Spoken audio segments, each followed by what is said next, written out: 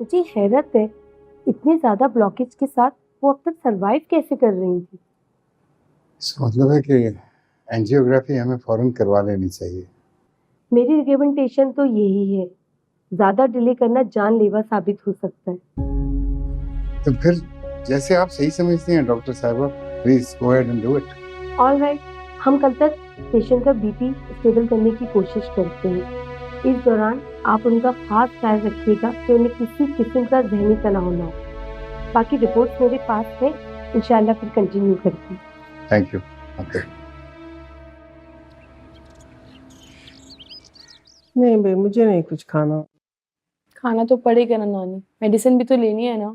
नहीं ना, अस्पताल का खाना इतना खराब होता है, बिल्कुल फीका सीटा। कभी चखा है तुमने? बहुत गंदा होता है। 7th ग्रेड में चखा था नानी, बहुत बुरा होता। अस्पताल का खाना, यतीमी का दुख। सितारा। मुझे दोबारा से यतीम नहीं होना नानी।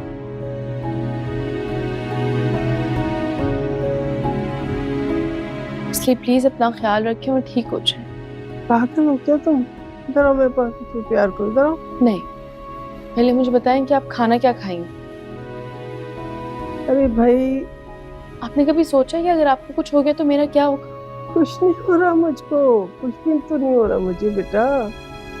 बस अब तुम घर जाओ। नहीं, मैं यही रुकूंगी आपके पास और आपका ख्याल रखूंगी, घर नहीं जा रही। नहीं नहीं बेटा, तुम घर जाओ, सुबह यूनिवर्सिटी भी तो जाना है ना। नहीं नहीं, कल यूनिवर्सिटी से ऑफ लूंगी मैं। फिर ऑफ नहीं करोगी तुम, अभी घर जाओ, सुबह यूनिवर्सिटी जरूर जाना। एग्जाम्स होने वाले हैं ना बेटा, क्या फेल होना है तुम्हें? नानी, ना अभी कहीं जाऊंगी ना सुबह कहीं जाऊंगी, आपको साथ लेकर जाऊंगी घर। जब सारे फैसले तुम्हें खुद ही करने हैं तो फिर मुझे क्यों कह रही हो खाना खाने के लिए? भूखा मरने दो मुझे। नानी, तो चली जाओ ना, सुबह आ जाना। तुम ऐसा करो बेटा, सितारा को और अपनी माँ को घर ले जाओ।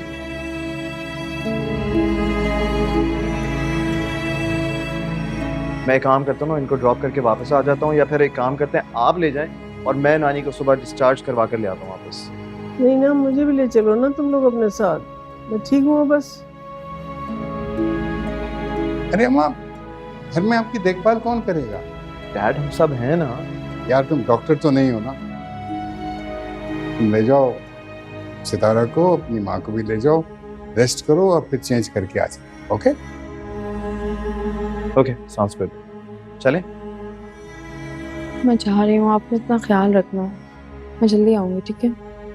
चलो, हाफिज।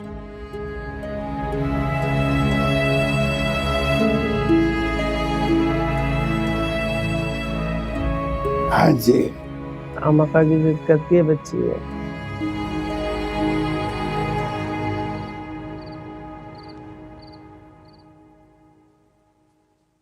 अब मुझे समझ में आया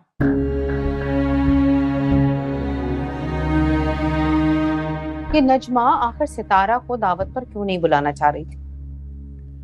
तुम्हारे जहन से अभी तक ये बात निकली नहीं? अरे कैसे, रख दो बस, जाओ। अरे निकले कैसे? मैं आपकी बहन थोड़ी हूँ कि इतनी बड़ी बड़ी बातें दबा जाऊं। अरे और कुछ नहीं, कम से कम यही सोचकर बता देती कि आखिर को तो हमें पता चल ही जाएगा। सोहेब कहाँ है? उससे कहो पेमेंट का रजिस्टर लेकर आए। पहले मैं जो कह रही हूँ उस बात का जवाब देना। पूछे अपनी बहन से, जरा सा एहसास नहीं हुआ कि सितारा के ससुराल वालों के सामने जो हरकत हुई है?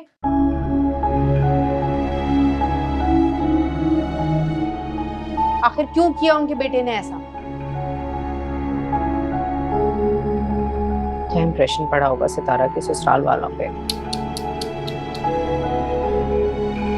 पूछ तो मैं उसी दिन लेता शाहिदा बेगम, लेकिन ये सोचकर खामोश रह गया कि कहीं वो ताना ना दे दे। कैसा ताना?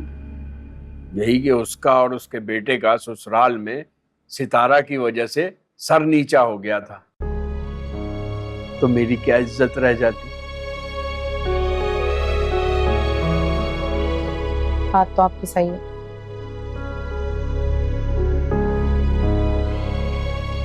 जब अपना ही सिक्का खोटा हो तो बंदा किसी और को क्या करे।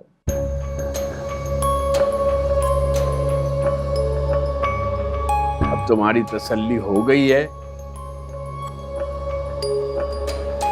तो ये बताओ, किरण के रिश्ते को क्यों मना कर रही हो? वो लोग कई बार फोन कर चुके हैं। मैंने कब मना किया शौकत साहब? आपकी बेटी खुद इनकारी है, कहती है नहीं जाऊंगी सामने लड़के वालों के।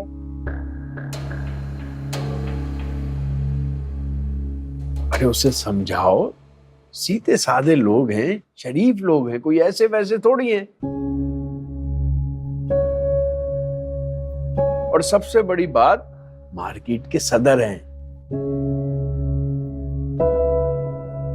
कोई लुच्चे लफंगे थोड़ी हैं जो किसी बात का डर हो।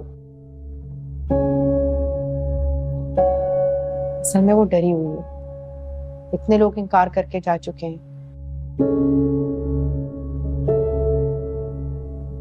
उसे डर है ये भी देखकर इनकार ना कर दे। अरे नहीं करेंगे इनकार, वो तो पीछे पड़े हुए हैं।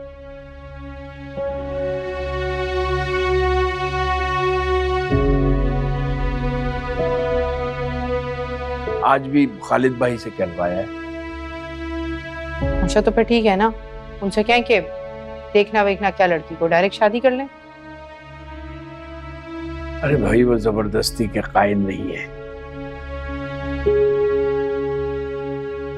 चाहते हैं कि लड़का और लड़की एक दूसरे को देख लें।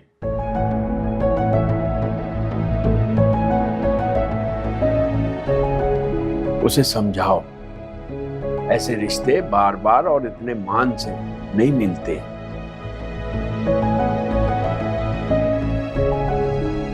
हम खुशकिस्मत हैं कि लड़के का वालिद मेरी दुकान के चक्कर लगा रहा है।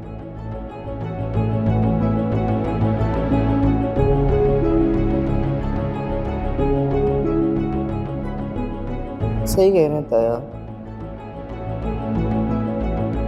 खुशकिस्मत होते हैं वो लोग जिनकी बहनों के लिए लड़के वाले चक्कर लगाते रहते हैं।